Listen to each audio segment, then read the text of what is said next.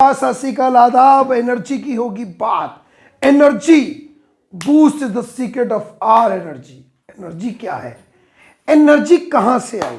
Energy कौन लाया? किस में आई? कहां से आई? बहुत सारे सवाल हैं। आज सब सवालों के जवाब मिलेंगे इस क्लास में।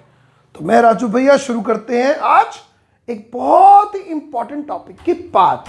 हम सब जानते हैं कि हम सब लोग एनर्जी चाहते हैं। हमें अपनी बॉडी को, बॉडी के लाइफ प्रोसेस को चलाने के लिए, बॉडी की ग्रोथ करने के लिए, डाइजेशन, रिप्रोडक्शन, इतने सारे लाइफ प्रोसेस को चलाने के what we need is energy.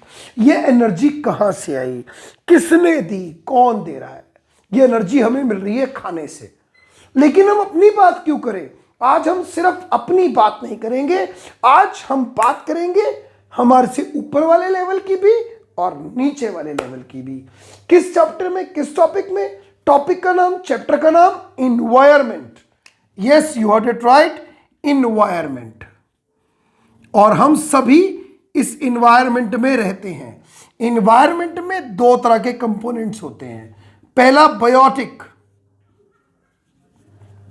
जिंदा चीजें। दूसरा एबायोटिक, नॉन लिविंग थिंग्स। दोनों मिलकर इन्वायरमेंट को बनाते हैं। और जब दोनों एक दूसरे के साथ इंटरैक्ट करते हैं तो बनता है इकोसिस्टम।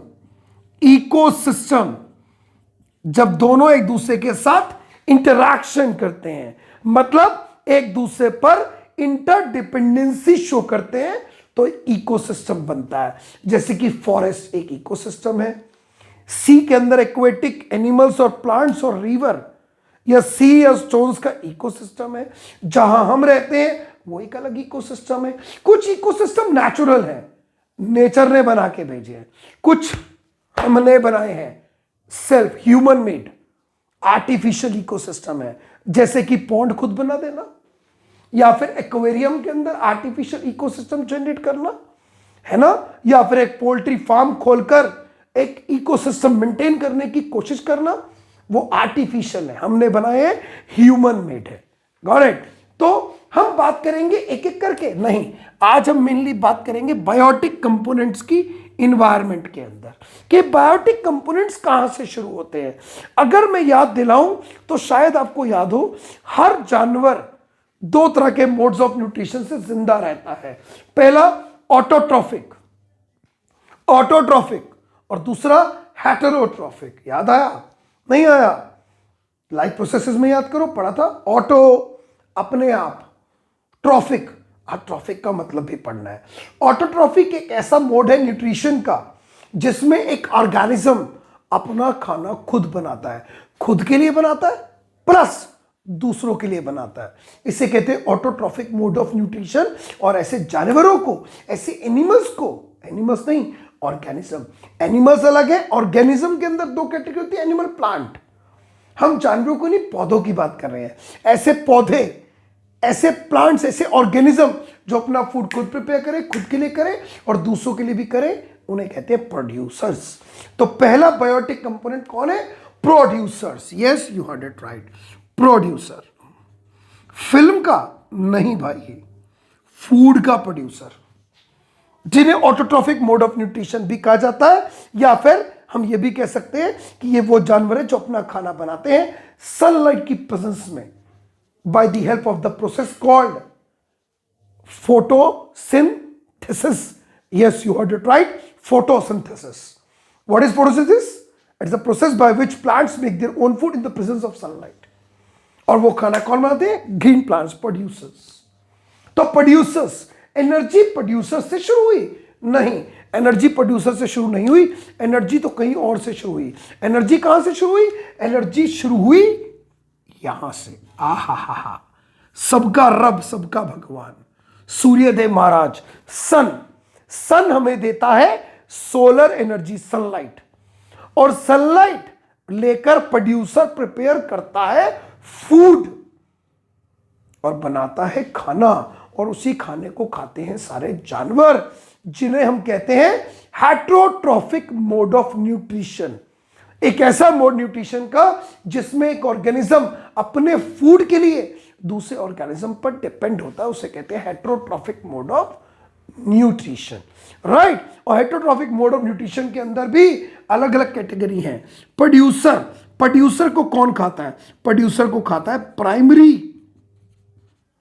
कंज्यूमर।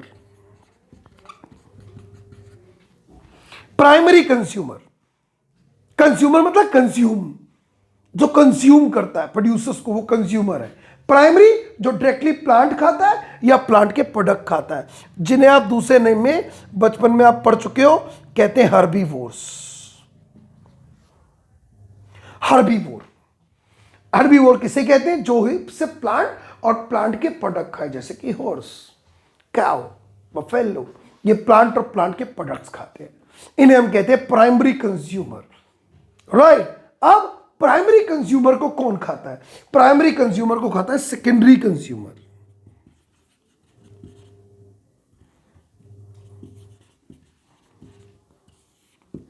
ये कौन है? जो प्लांट नहीं खाता, जो एनिमल खाता है। एनिमल और एनिमल के प्रोडक्ट खाने वाले जानवरों को आप और मैं कहते हैं सेकेंडरी कंज्यूमर, या फिर हम लोग इन्हें कह सकते हैं कार्निवोर्स,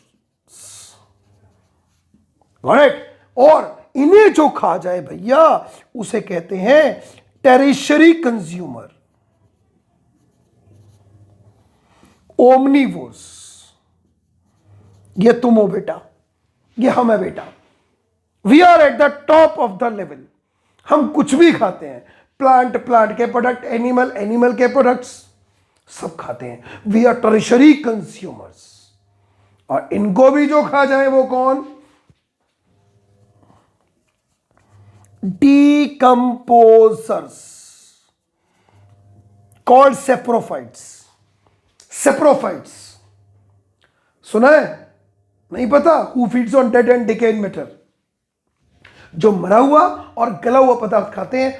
डीकंपोज सड़ा हुआ, डीकंपोज करने वाले डीकंपोजर्स होते हैं। तो ये एक पूरा का पूरा चार्ट मैंने बनाया कि किस तरह से सन प्रोड्यूसर से एनर्जी, सन की एनर्जी प्रोड्यूसर ने ली, प्रोड्यूसर से प्राइमरी कंज्यूमर ने, फिर सेकेंडरी ने, फिर टर्शियरी ने, और फिर डीकंपोजर। लेकिन ये क्या चल रहा है? एरो क्या है? ये सब क्या है? ये सब एक ही चीज के पीछे भाग रहे हैं, और वो है पापी पेट। मतलब सिर्फ एक चीज चाहिए, खाना। और खाना क्यों है खाना? बिकॉज एनर्जी का है बहाना। Because all of them requires energy. Why they require energy? They require energy for their growth, for their development, for their reproduction, for their digestion, यानी कि for various life processes. That's why they require energy. That is the main fundamental unit of life. नहीं, fundamental unit of survival. Survival की fundamental unit क्या है? Energy. Energy इस हमारी body के लिए क्या है? जरूरी, जिसे हम सुना है आपने ATP, adenosine triphosphate, energy currency of the cell, याद है? चलो, तो इस तरह से एनर्जी का ट्रांसफर होता है from sun to producer, producer to primary consumer, primary consumer to secondary, secondary to tertiary, tertiary to decomposer.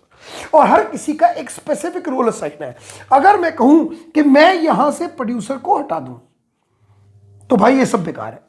क्यों? क्योंकि जब प्रोड्यूसर नहीं होगा तो सन की केमिकल एनर्जी कन्वर्ट, सन की लाइट एनर्जी कन्वर्ट नहीं होगी, सन की हीट एनर्जी कन्वर्ट नहीं होगी केमिकल एनर्जी में। तो इनमें से कोई भी एनर्जी सन की यूज नहीं कर पाएगा, क्योंकि सन की एनर्जी को केमिकल एनर्जी बनाने वाला सिर्फ एक ही लेवल है, और वो है डबल टिक वाला प्रोड्यूसर।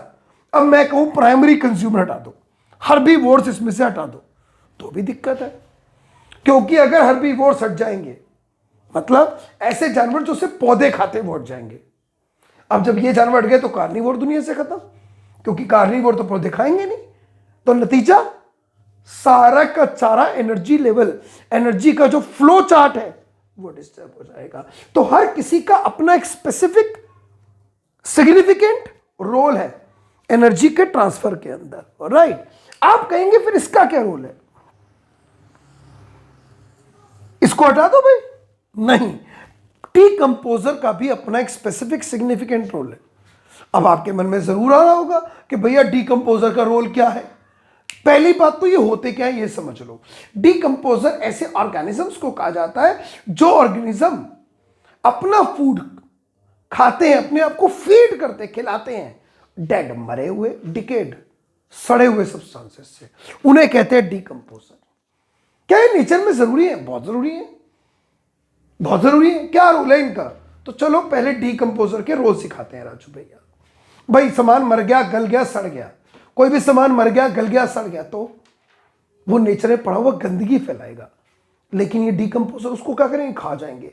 एग्जाम्पल के तौर पे 2 किलो की पालक की गड्डी, स्पिनच की गड्डी को हमने रख दिया सड़क के किनारे पर। आप देख लेना 2 दिन बाद कोई गाय भैंस नहीं भी खा जाएगी तो 3 से 4 दिन बाद या 2 से 3 दिन बाद वो पालक वहां से गायब। तो कौन खा गया? तुम खा गए, आपने खाई नहीं खाई, वो कहां गई? वो डीकंपोजर ने डीकंपोज करके फीड कर दी। ऐसे रास्ते में कभी कुत्ता मर गया, रास्ते में कभी कोई कीड़ा मर गया, कुछ समय बाद गायब हो जाता है। क्यों? क्योंकि उसको फीड करते हैं डीकंपोजर्स। डीकंपोजर जिनका घर कहां है? मिट्टी। They mostly reside in soil, ये मिट्टी में रहते हैं, दे रिसाइड इन सॉइल। तो पहला इनका काम है they act as a cleansing agent. Nature में, इकोसिस्टम में इनको सफाई करने के लिए काम वाली बाई, नेचर की काम वाली बाई है। They act as a cleansing agent of the nature, point number 1. Point number 2, they reside in soil. That's why they kept their nutrients in it, which increase the fertility of the soil. जितने soil में decomposer ज्यादा, उतना soil का humus बेहतर, उतनी soil में fertility ज्यादा। और थर्ड, ये डीकंपोजर ही है जो कोई भी पौधा, कोई भी जानवर मरने के बाद उसके न्यूट्रिएंट्स को दोबारा नेचर के इकोसिस्टम में डाल देते हैं ताकि नेचर की न्यूट्रिएंट साइकिल मेंटेन रहे। तो पेपर में अगर क्वेश्चन आया व्हाट आर डीकंपोजर्स, तो लिख देना they are the organism which feeds on dead and decayed matter. They are generally called saprophytes also. what are the roles of decomposer? First, they act as a cleansing agent of the nature ecosystem. Second, they kept their nutrients in soil because they reside in soil, as a result of which the fertility of soil increases due to humus. Third, they maintain the nutrient cycle in ecosystem. That's decomposer. तो है ना मस्त। कहने का मतलब यह है कि इनका भी अपना एक स्पेसिफिक रोल है, राइट? और सबका रोल क्या है? एनर्जी को ट्रांसफर करना। सन से एनर्जी प्रोड्यूसर में, प्रोड्यूसर से प्राइमरी कंज्यूमर में, प्राइमरी कंज्यूमर से सेकेंडरी कंज्यूमर में, कार्निवोर में, और फिर टर्शियरी कंज्यूमर में एनर्जी चलती रहती है। पर जितना साधारण ये दिखता है कि ये उतना साधारण, उतना सिंप्लीफाई है नहीं। ये तो मैंने क्लास की कैटेगरी ऑफ ऑर्गेनिज्म लिया है। मैं आपको एक लाइव एग्जांपल देके बताता हूं कि होता क्या है। देखते हैं, शुरू करते हैं। जैसे सन से एनर्जी गई स्पिनच में। पालक खाते हो? पालक पनीर खाते हैं। स्पिनच खा गई कौन? गोट। बकरी खा गई। बकरी को खा गया कौन? बकरी को खा गए, चलो मैं ही खा गया, राजू भैया खा गए। आहा, मुंह में पानी आ गया मेरे, because I am non vegetarian. अब ये क्या है? ये पूरा साइकिल है, किसने किसको खाया। धूप से एनर्जी गई पालक पे, पालक से गोट पे, गोट से राजू भैया पे। दुनिया की नजर में सबसे ताकतवर कौन है पता है? दुनिया में ये कहते हैं कि भाई तू तो नॉनवेज खाता है, बहुत मोटा, तेरे में एनर्जी बहुत है, कहते हैं ना। हाँ, लेकिन आज कुछ अलग ही सीन है, बताता हूं क्या। पहला, स्पिनच कौन है? प्रोड्यूसर है। ये कौन है? हर्बीवोर है। और फिलहाल ये कौन है? ओमनीवोर है। या कार्निवोर हो गया, क्योंकि मैं दोनों खाया तो मैं अपने आपको ओमनीवोर लिख दिया। अब सन से एनर्जी कहां गई? पालक के पौधे पे, प्रोड्यूसर पे। प्रोड्यूसर से एनर्जी हर्बीवोर पे, हर्बीवोर से एनर्जी ओमनीवोर पे गई। एनर्जी का क्या बना? Chart, energy flow. Energy flow होती गई, लेकिन जितनी एनर्जी फ्लो हुई आप सोच भी नहीं सकते कि एनर्जी का फ्लो होता कैसे। You can not even think about it कि एनर्जी का फ्लो मेंटेन कैसे होता है। तो बता दूं, जितनी सन की एनर्जी जाकर इंसिडेंट होती है प्रोड्यूसर पर, उसकी only and only total energy में से, हमेशा याद रखो, टोटल एनर्जी में से सिर्फ 1%, सिर्फ 1% एनर्जी प्लांट के पास जाती है, एब्जॉर्ब जो करता है फॉर फोटोसिंथेसिस। प्लांट सिर्फ एब्जॉर्ब करता है लाइट एनर्जी कितनी, 1% of the total energy that incident on producer. Only 1% of the energy absorbed and the remaining 99% has been reflected back.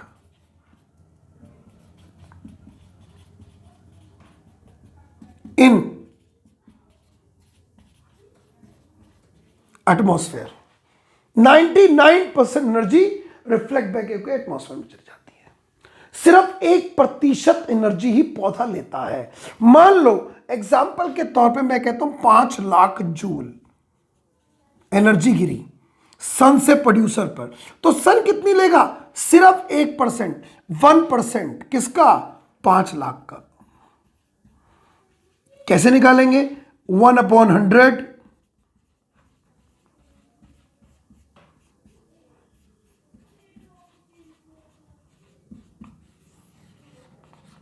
सिर्फ 5000 जूल, सिर्फ 5000 जूल प्रोड्यूसर एनर्जी एब्जॉर्ब करेगा, बाकी 4,95,000 energy, joule of energy reflect back हो जाएगी atmosphere में। And this law is called as 1% law.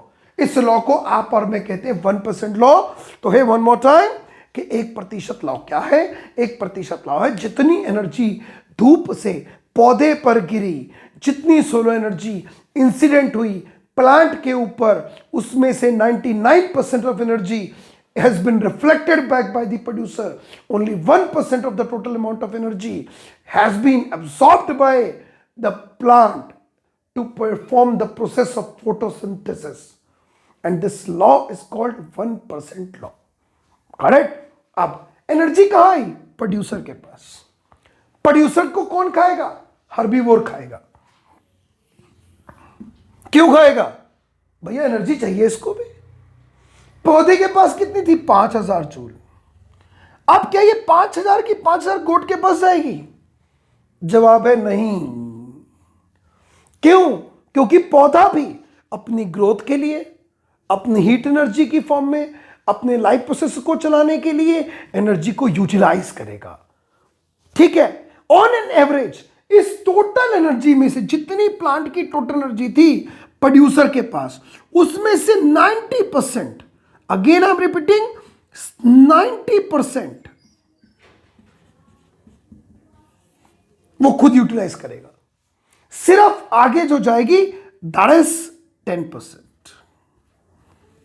सिर्फ 10% ही energy next level पे ट्रांसफर होगी to the goat, to the herbivore. बाकी on an average 90% energy utilise कर लेगा कोई भी लेवल अपने लाइफ प्रोसेस को, अपनी ग्रोथ, अपने डेवलपमेंट, अपने रिप्रोडक्शन करने के लिए।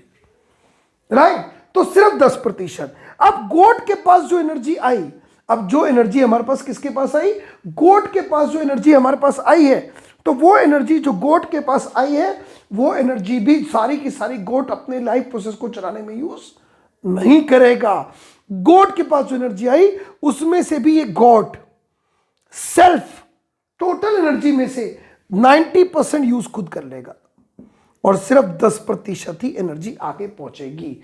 तो ये जो बहुत बड़ा मिथ है कि भाई जो गोट खा रहा है वो बहुत सेहतमंद है, अगर थोड़ा से क्लीन डायग्राम में समझाऊं तो और अच्छा समझ आएगा। कैसे, देखिए बोर्ड पे ध्यान से। Sun, producer,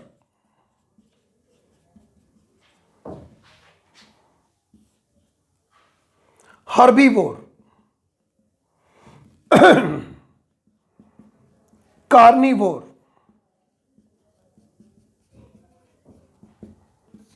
omnivore.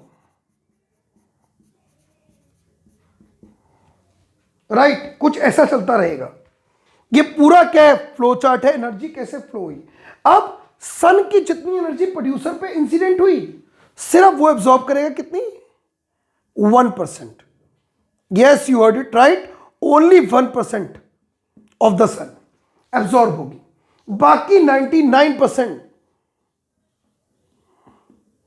और रिफ्लेक्ट हो जाएगी, जिसे आप कहेंगे 1% लॉ। पॉइंट नंबर 1, अब जितनी प्रोड्यूसर के पास आई उस टोटल में से 10% ऑफ प्रोड्यूसर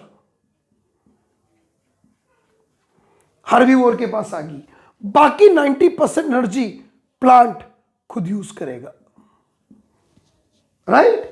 अब 10% प्रोड्यूसर के पास आई, इसमें से 10% आगे जाएगी सिर्फ कार्निवोर के पास, बाकी 90% वो खुद यूज करेगा। सिमिलरली 10% आगे जाएगी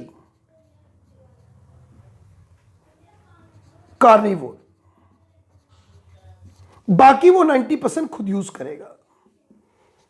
यानी कि हर लेवल पे significant large amount of energy level अपने पास यूज कर रहा है for performing its life processes. सिर्फ टोटल अमाउंट ऑफ एनर्जी का 10% ही अमाउंट आगे ट्रांसफर होता है to the next level, and this law is called 10% law, due to which amount of energy goes on decreasing at each level. हर level पे energy का amount कम होता चला जाएगा, घटता चला जाएगा, रिमेंबर दैट। अब फॉर एग्जाम्पल एक लेके चलता हूं, सन, प्लांट, डियर, इसे कहा गया टाइगर, राइट। अब टाइगर को कोई खा गई हॉक, मरने के बाद टाइगर को हॉक खा गया। अब ये क्या हो रहा है, एनर्जी का फ्लो हो रहा है। जितनी एनर्जी सन के पास थी, मान लो यहां पे थी 5 लाख जूल, 1% आके ट्रांसफर होगी 5000 जूल। अब इस 5000 में से डियर के पास जाएगी 500 जूल, 4500 खुद यूज कर लेगा।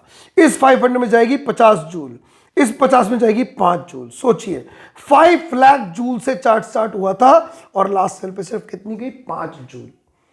इसी वजह से किसी भी फूड चेन में एक ऐसी चेन जो दिखा रही है किसने किसको खाया, it is a sequence of showing who Yeats whom, और हर लेवल पे 10% एनर्जी पहुंचेगी और 3 से 4 स्टेप के बाद एनर्जी का अमाउंट नेग्लिजिबल हो जाएगा, 5 जूल। कहने को क्या खाया, टाइगर खाया। तो यहां पर एनर्जी का लॉ कहलाता है 10% law. The first is 1% law, second is 10% law. अब एग्जाम में इससे रिलेटेड बहुत सारे क्वेश्चंस आते हैं, पूछे जाते हैं। पहला क्वेश्चन कि what is 1% law, state 1% law. तो 1% लॉ क्या है, दैट जितना टोटल अमाउंट सोलर एनर्जी का प्लांट पर इंसिडेंट हुआ उसका सिर्फ 1% of the total amount of energy total incident on plant has been absorbed by the producer. The remaining 99% of the energy has been reflected by the producer back in the atmosphere. This is called 1% law. Next 10% law क्या है। 10% law क्या कहता है कि एक level के अंदर जितना टोटल एनर्जी का अमाउंट है उसमें से 10% of the energy has been transferred into onto the next trophic level, and the remaining 90% of energy has been used by this trophic level for performing its life processes like growth, development, reproduction, digestion, etc. and this is called 10% law. अगला question exam में आएगा कि food chain के अंदर 3 से 4 steps ही क्यों होते हैं, बिकॉज हर लेवल पे एनर्जी का अमाउंट डिक्रीज होता है due to 10% law, and large amount of energy dissipated, consume हो जाती है by this trophic level itself. So that's why चौथे स्टेप के बाद जो एनर्जी का अमाउंट है वो नेग्लिजिबल बचता है। इसलिए फूड चेन के अंदर 3 से 4 स्टेप ही होते हैं। लास्ट नहीं, एक और इंपॉर्टेंट पॉइंट, एनर्जी कहां गई, सन से गई प्रोड्यूसर के पास, प्रोड्यूसर से हर्बीवोर के पास, हर्बीवोर से कार्निवोर, कार्निवोर से ओमनिवोर। एनर्जी फ्लो हो रही है सिर्फ एक ऐसे, जो एनर्जी सन से प्रोड्यूसर के पास गई वो प्रोड्यूसर से दोबारा सन के पास नहीं जा सकती। फूड चेन के अंदर एनर्जी का फ्लो एक ही डायरेक्शन में होगा। Energy flow is unidirectional, remember unidirectional. The flow of energy in the food chain is unidirectional. What does you mean by that? The energy used by the producer from solar energy, the energy used by the producer from sun cannot be revert back to the solar energy again. Similarly, the energy used by the herbivore cannot be revert back to the herbivore. Similarly, the energy used by the carnivore cannot be revert back to the herbivore. Similarly, energy used by the omnivore cannot be revert back to the carnivore. The energy flow is uni मतलब single, unidirectional, एक ही direction में food chain का चलेगा. Energy का flow एक ही तरफ चलेगा, दोनों तरफ नहीं चलेगा. Got it? तो भूलना नहीं है. पहला 1% लॉ नहीं भूलना, दूसरा 10% लॉ नहीं भूलना, तीसरा फूड चेन के अंदर 3 या 4 स्टेप क्यों होते हैं ये नहीं भूलना, चौथा एनर्जी का फ्लो यूनिडायरेक्शनल क्यों होता है ये नहीं भूलना, क्यों ऐसा कहा जाता है. अगला और क्या नहीं भूलना दिखाता हूं मैं आपको.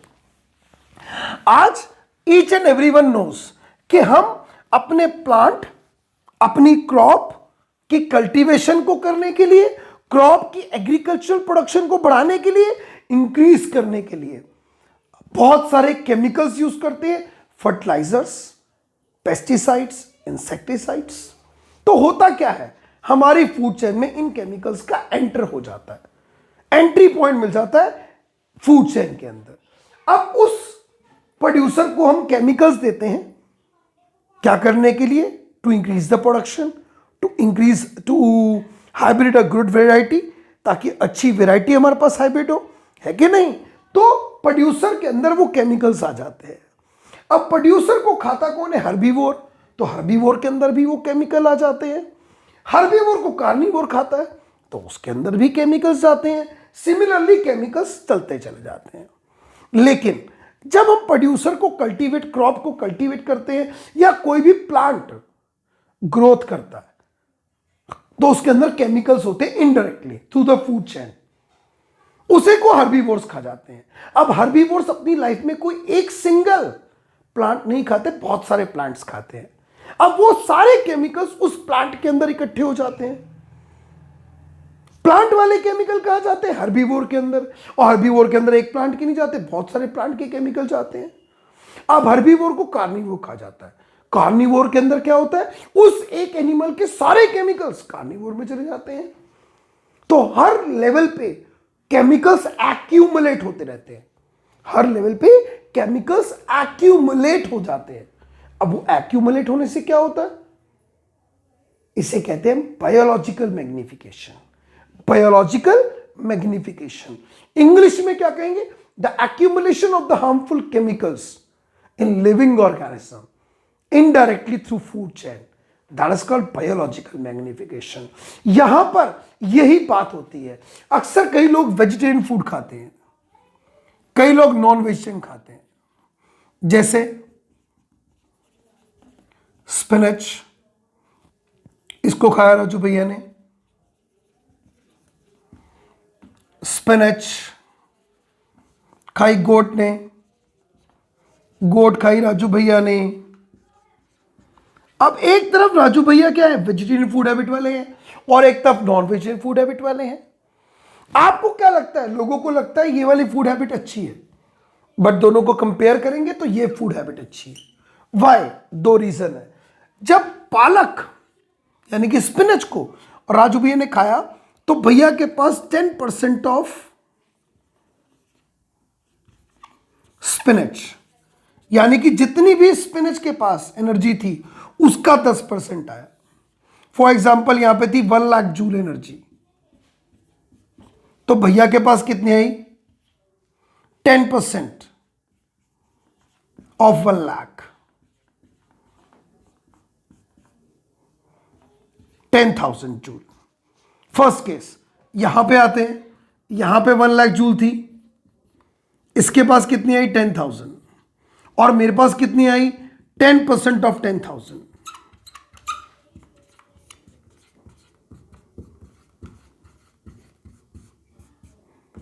One 1000 joule.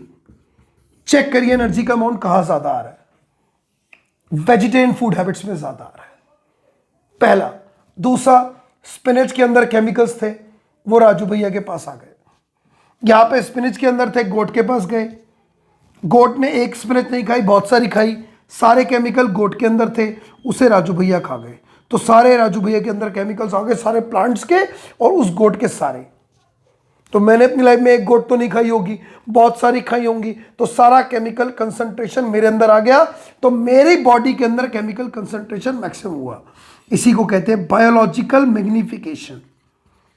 और सबसे ज्यादा ध्यान रखना, इसीलिए ह्यूमन बींग्स में सबसे ज्यादा डिसीजेज होती हैं, बिकॉज सबसे ज्यादा केमिकल का कंसंट्रेशन ह्यूमन बींग्स में ही होता है, क्योंकि हम हर फूड चेन के टॉप पर मिलेंगे आपको एज अ ह्यूमन बींग, हम सब खा लेते हैं।